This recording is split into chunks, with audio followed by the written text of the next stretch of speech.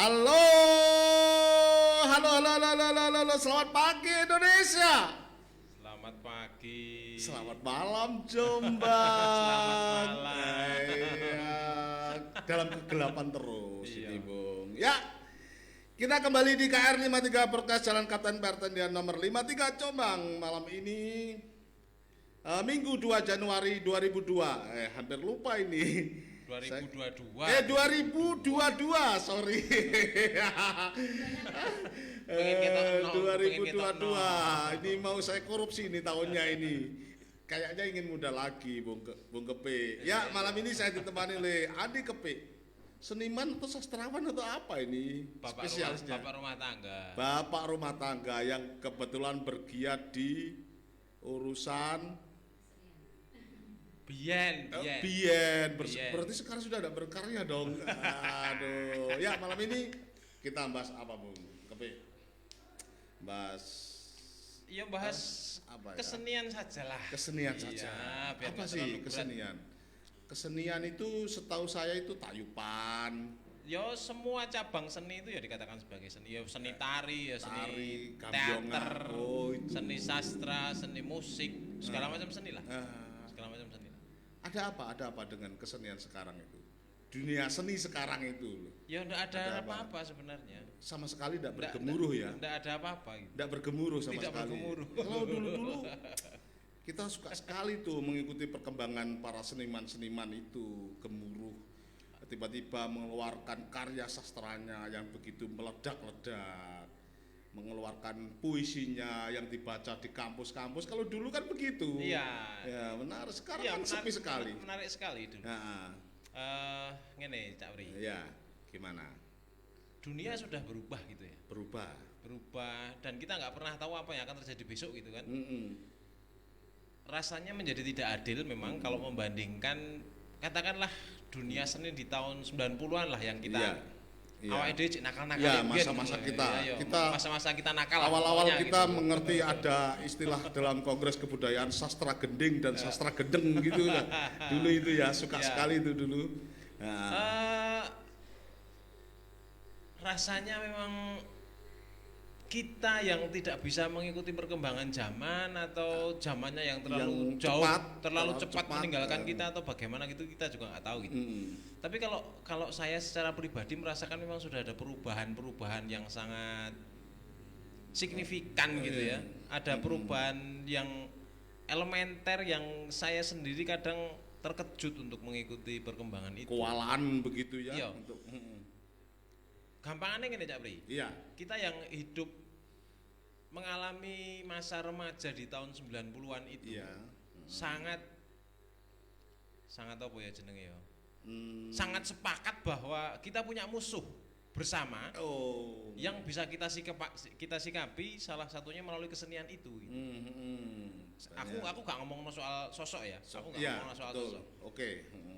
Tetapi suasana yang kita rasakan, suasana yang kita tangkap di tahun 90-an itu memang seperti itu dan kita harus menyikapi itu gitu kan. Sementara lek saiki opo sing kate dimungsuhi ngono. Iya. Di zaman semua orang bebas ngomong apa saja. Semua orang bebas mengeluarkan komentar apapun di media sosial misalnya gitu ya. Nah, terus seni itu terus oleh bagian opo lek Iya. lek semua orang itu merasa punya kemampuan untuk merespon keadaan yang tidak dia sepakati dengan sebebas-bebasnya. Ya, betul. Terus kalau jargon seni untuk perjuangan sepakat disepakati apa gak ya? Iya. Apa sing diperjuangkan saya? Banyak hal lah, Ayo, banyak apa? hal. Lek jare sampean Banyak apa? lah, banyak hal. Jare sampean apa? Ya, berdasarkan pengalaman, Ya, keluyuran di jalanan. Awake dhewe padha-padha wong embongan. Ya, itu kemarin COVID, orang yang sehat ikut apa? Disuntik itu apa? Vaksin. Alah, tiba-tiba besoknya meninggal. Itu gimana itu? Lah ya, Nah, begini maksudku begini. Dulu kita merasa sangat punya energi melimpah, energi yang sangat berlimpah untuk menyikapi sebuah keadaan sosial gitu ya.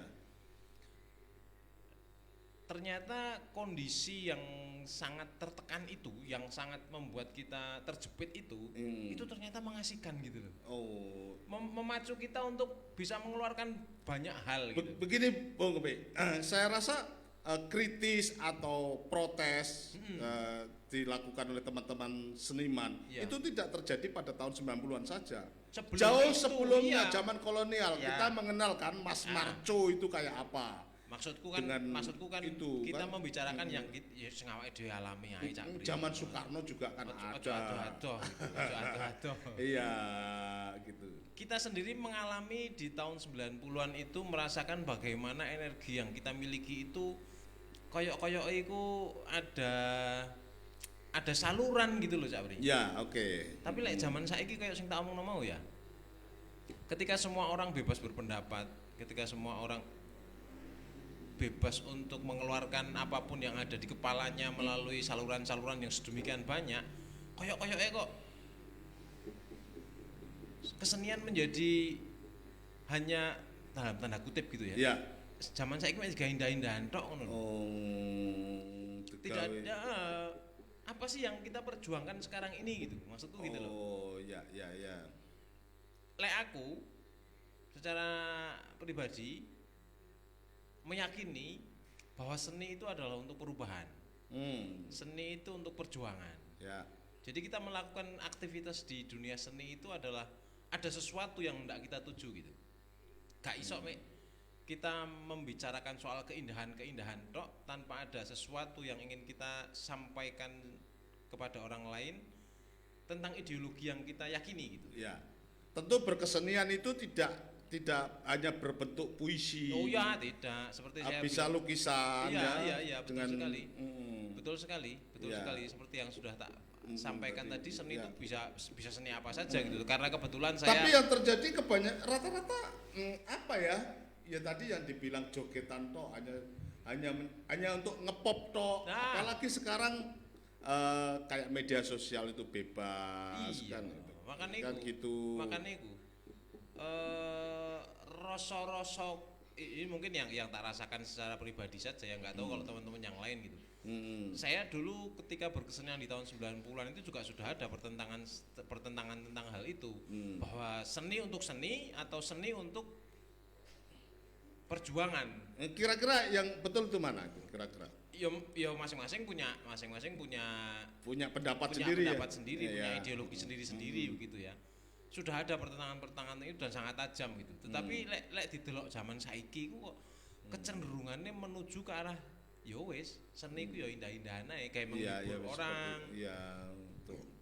Kayak menghibur orang, kelangenan gitu-gitu ya. Gitu Apa ya. yang mungkin seperti yang tak bilang tadi, mungkin justru ketersumbatan politik itu yang membuat kawan-kawan seniman itu merasa punya energi yang sangat melimpah untuk menyalurkan ideologinya ke dalam bidang-bidang seni yang mereka yakini gitu. Iya, oke. Sampeyan lah yang ngrasakno dhewe sih. Iya. Urip nang embong iku biyen ya apa ngono.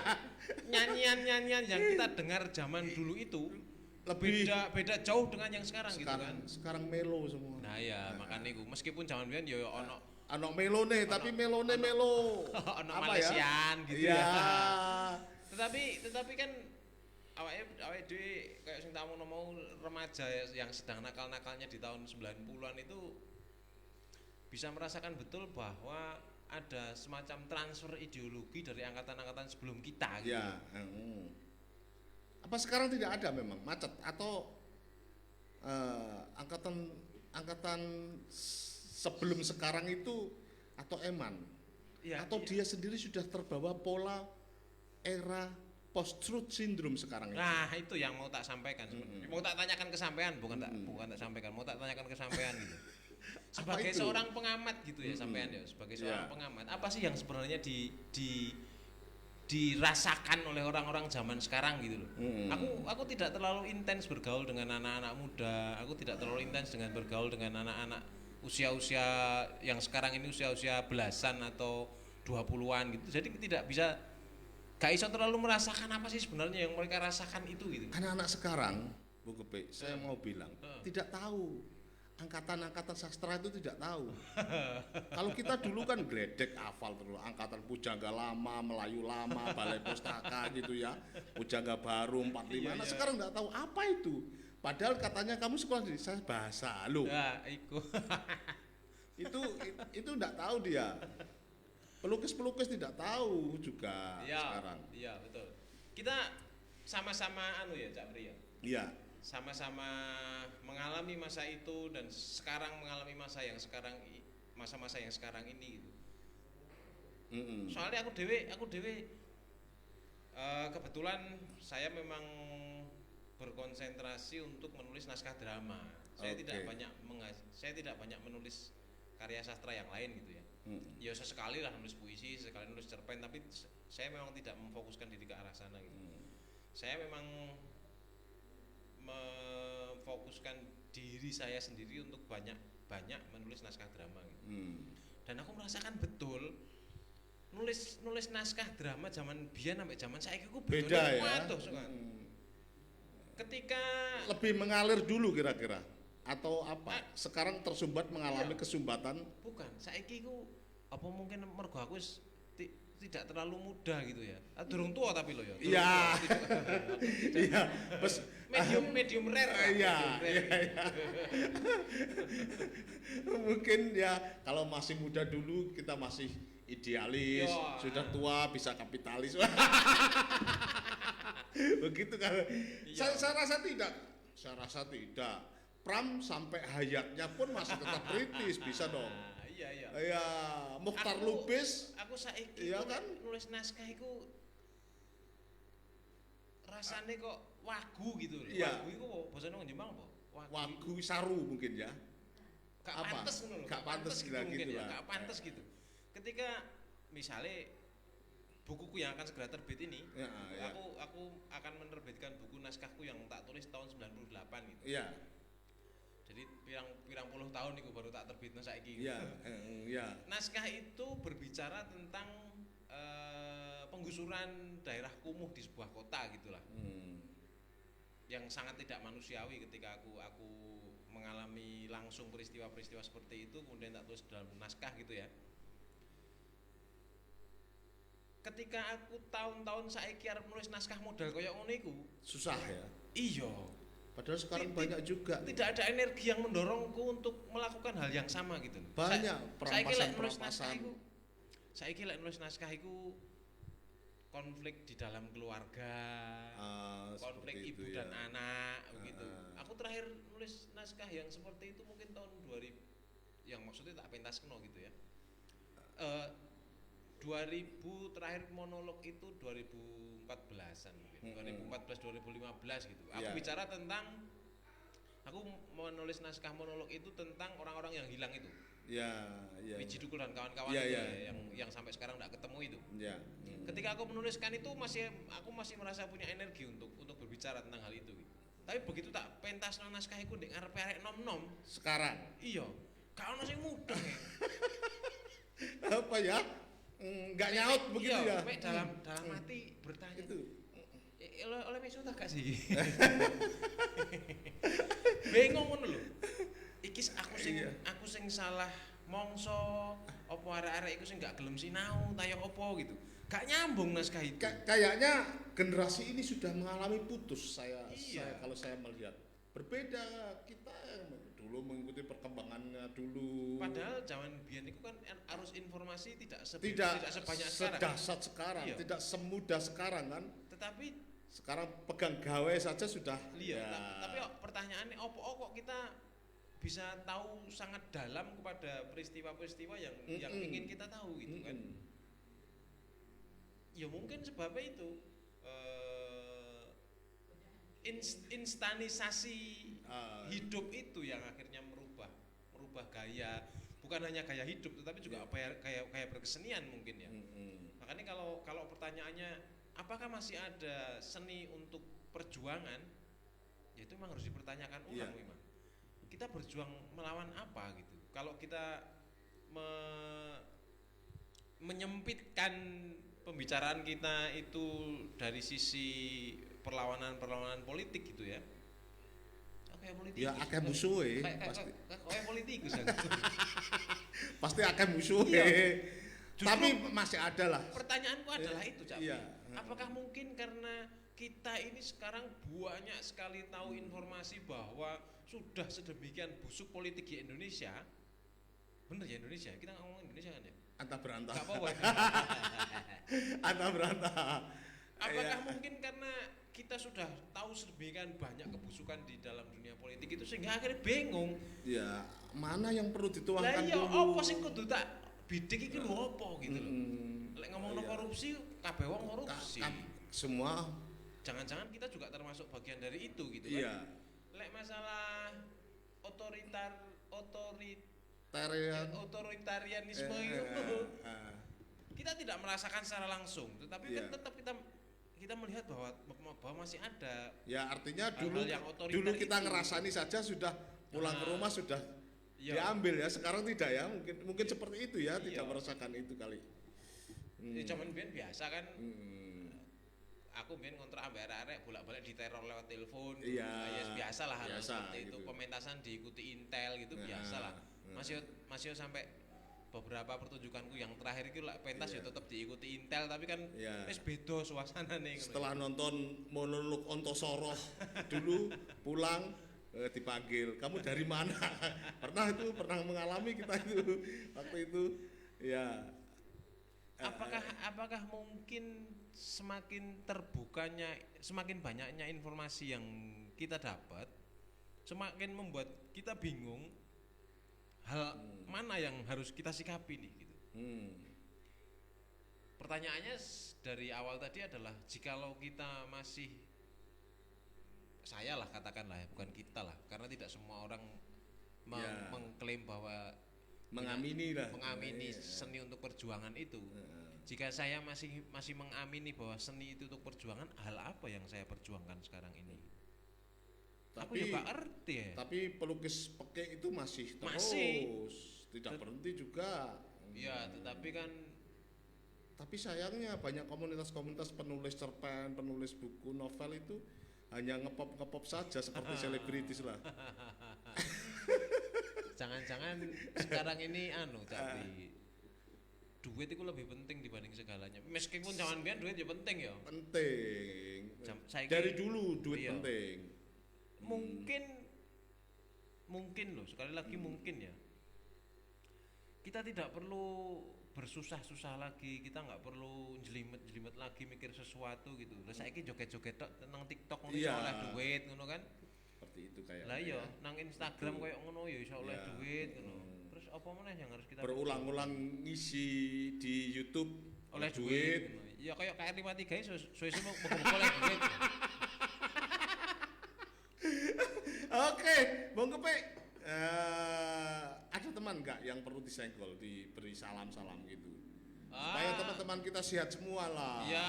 Ada teman. Iya buat teman-teman seniman semoga tetap sehat lah ya. Iya. Semoga tetap berkarya gitu meskipun Ada. kondisinya seperti ini tapi kalau masih punya spirit untuk tetap berkarya saya pikir Ya teman yang punya Semesta- spirit tadi sebut namanya siapa? semesta mendukung lah gitu.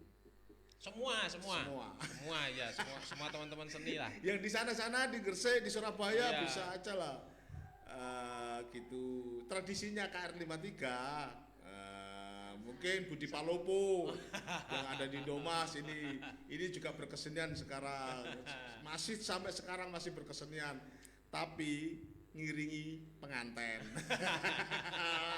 Halo Mas Budi Palopo, saya bersama Bung Andi Kepe ini di KR53 Broadcast. Siapa lagi? Ya banyak lah kawan-kawan yang lain lek disebut kok aku kok gak disebut ngono aku disebut ngono gak enak. Paling lali aku paling. Iya, gak enak. Yang pasti saling ndongakno ae lah, saling ndongakno tetap sehat, tetap berkarya gitu ya. Salah satu hal yang membuat aku tidak banyak tidak banyak mungkin salah satu hal yang membuat aku akhirnya menjadi tidak banyak berkarya itu karena kurang persentuhan dengan kawan-kawan. Seperti itu ya. Iya, kalau kira-kira. biyen kan zamane nom-noman iku kate Iya. kloyor nang dia iso. Sampai nginep-nginep Ya, iya. pulang-pulang ya.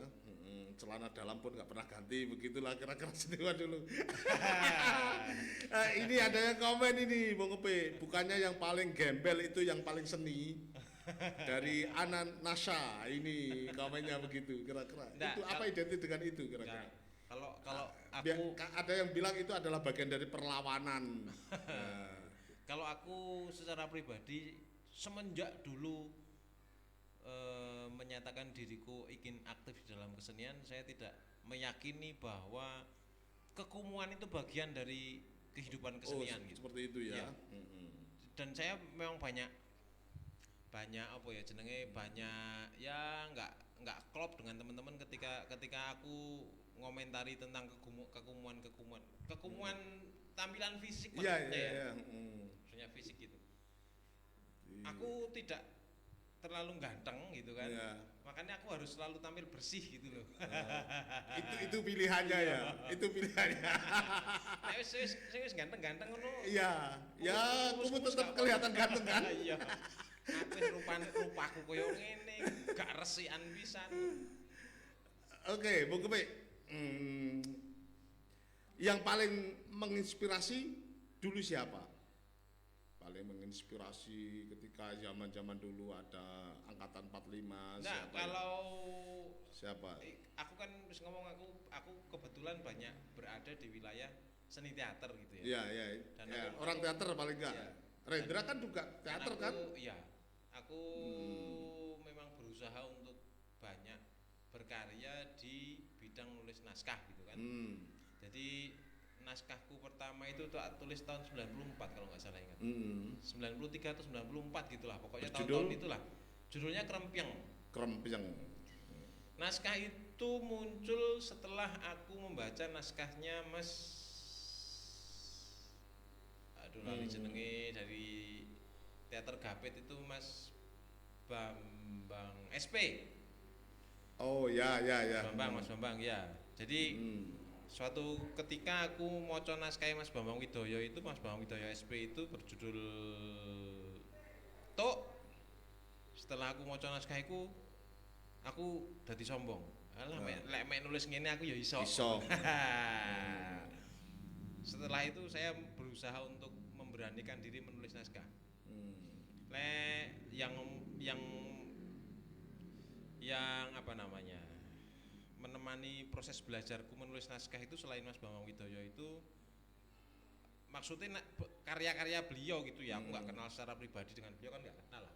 Aku iso apa sampai kenal penting. Bisa lah. Buku puisinya Pak Rendra.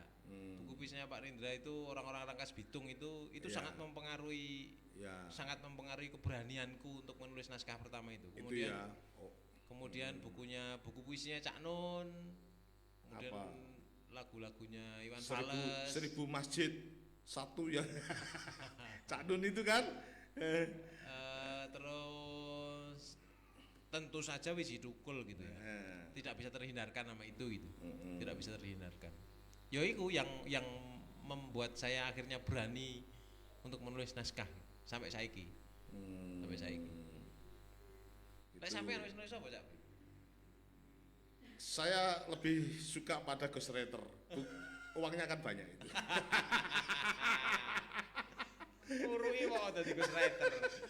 Uangnya kan Aku yang kepengin. Itu dosa itu, makan uang haram itu. Sudah berhentilah. Ya, ini kita baca dulu lah puisinya Rendra Mas Kumambang. Bener atau tidak ini? Iya, sampean maca ya? Iya, Sip. saya yang baca. Mas Kumambang, karya W.S. Rendra. Kabut fajar menyusut dengan perlahan. Bunga bintaro berguguran di halaman perpustakaan. Di tepi kolam, di dekat rumpun keladi, aku duduk di atas batu, melelehkan air mata. Cucuku, zaman macam apa, peradaban macam apa yang akan kami wariskan kepada kalian jika ku menyanyikan tembang Mas Kumambang. Kami adalah angkatan pongah. besar pasak daripada tiang, kami tidak mampu membuat rencana menghadapi masa depan. Sedikit aja. Oke, aku tak terusno puisine Pak Rendra pisan wis. Puisi yang tidak terlalu banyak diekspos gitu dari Pak Rendra, tapi saya suka gitu dari puisi ini. Ditulis tahun 1992 gitu. Judulnya Hai Ma. Iya. Hai Ma. Ma. Bukan maut yang menggetarkan hatiku, tetapi hidup yang tidak hidup karena kehilangan daya dan kehilangan fitrahnya. Ada malam-malam aku menjalani lorong panjang tanpa tujuan kemana-mana. Hawa dingin masuk ke badanku yang hampa, padahal angin tak ada. Bintang-bintang menjadi kunang-kunang yang lebih menekankan kehadiran kegelapan.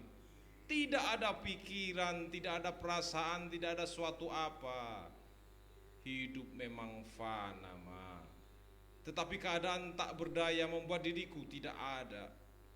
Kadang-kadang aku merasa terbuang ke belantara, dijauhi ayah, bunda, dan ditolak para tetangga, atau aku terlantar di pasar. Aku bicara, tetapi orang-orang tidak mendengar. Mereka merobek-robek buku dan menertawakan cita-cita. Aku marah, aku takut, aku gemetar, namun gagal menyusun bahasa. Hidup memang fana, Ma. Wes sakmono ae.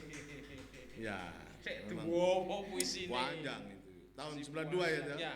Yang Mas Kumambang tadi 2006 Ya. urusan. Meninggalnya beliau tahun belum lama setelah nulis ini kayaknya. Setelah Mas Kumambang. Iya, setelah Mas Kumambang itu. Tuh.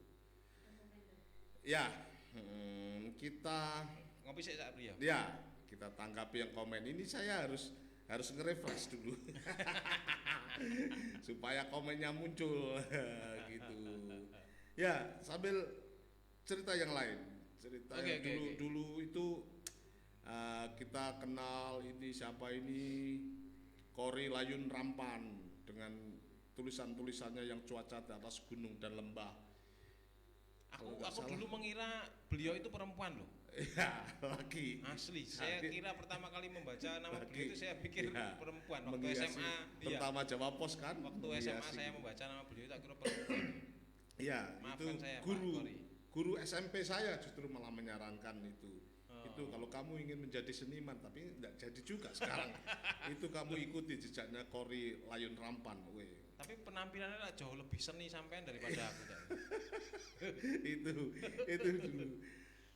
Ini ada yang komen ini ya, masih dari Ana Nasha nih. Lah jare seni itu netral dan indah, bukannya itu yang dianggap paling top, padahal bukannya itu karya Soeharto.